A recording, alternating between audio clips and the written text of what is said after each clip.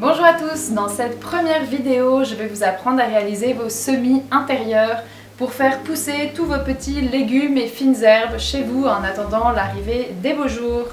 On va commencer tout de suite avec le matériel et les différentes étapes pour réussir vos semis. Pour réaliser vos semis d'intérieur, il vous faut du terreau d'empotage, du terreau pour semis, des semences biologiques et locales de préférence, des contenants de récupération, un dôme transparent, un plateau, un vaporisateur, des étiquettes, un crayon de plomb ou un marqueur. Dans un récipient, ajoutez de l'eau tiède progressivement à votre terre. Mélangez bien jusqu'à ce qu'elle soit assez humide pour entendre un bruit spongieux quand vous la presserez dans votre main. L'eau ne doit pas ruisseler. Si vous avez mis trop d'eau, rajoutez de la terre. Profitez-en pour retirer les petites branches et autres débris que vous trouverez dans la terre. Pour les contenants, allez-y avec votre inspiration. Casseaux de champignons, pots de yogourt, briques de lait, faites tout simplement vos poubelles. Choisissez-les pas trop profonds pour l'étape des semis et assurez-vous de faire des trous de drainage dans le fond pour évacuer le trop plein d'eau. Quel que soit le contenant que vous utilisez, la méthode est la même. Pour le remplir, laissez tomber la terre au-dessus du contenant en vous assurant qu'il n'y ait pas de gros morceaux agglomérés.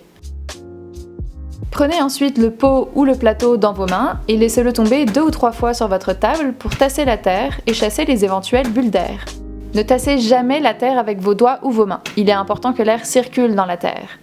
Puis égalisez la surface en balayant la terre en trop. Vous êtes prêts à semer?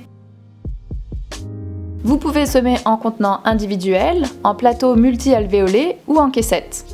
Dans tous les cas, la règle est la même. La profondeur du semis doit être égale à 3 fois la taille de la graine. Si la graine est très petite, comme les laitues ou le thym, il faudra donc la mettre en surface. Si elle est plus grosse comme les capucines, les courges ou les haricots, il faudra l'enterrer plus profond. En cas de doute, les instructions de semis sont généralement indiquées sur l'enveloppe des semences. Semez une seule variété par contenant. Avec votre doigt, le manche d'une cuillère ou un crayon, faites un trou de 3 fois la taille de la graine dans chaque pot individuel ou plusieurs trous dans votre caissette en respectant une distance de 2 cm environ entre chaque trou. Laissez tomber une graine dans chaque trou, puis recouvrez avec la terre. Tapotez très légèrement pour vous assurer que la terre enrobe bien la semence.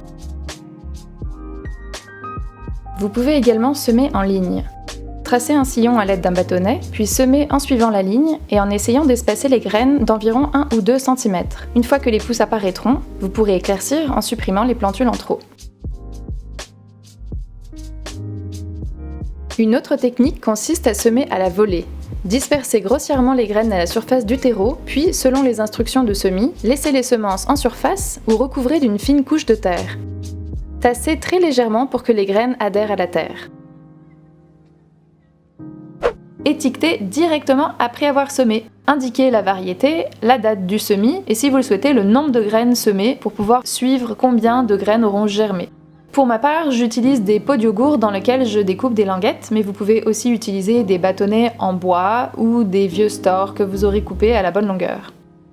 Utilisez un vaporisateur jusqu'à l'apparition des premières pousses, puis vous pouvez utiliser un arrosoir ou remplir les plateaux d'eau et laisser absorber pour 10 à 15 minutes.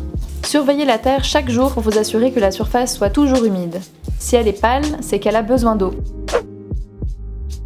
Déposez un dôme transparent sur vos semis pour limiter l'évaporation de l'eau, garder la chaleur et donc favoriser la germination. Vous pouvez utiliser n'importe quel contenant transparent que vous aurez chez vous.